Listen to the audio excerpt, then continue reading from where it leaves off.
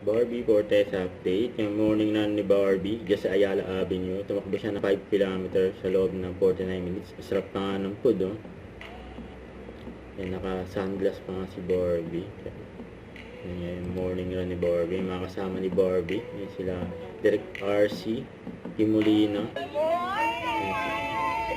Yan sila Carol, saka si Kevin. Ito na naman ang mga tinatawag na Ulaga. Ulaga. Yan, nila.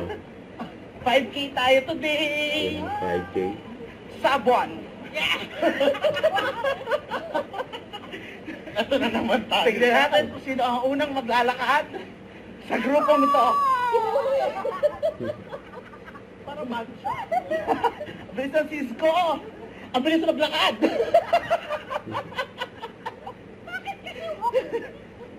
Naman yung isa walk, yung isa run.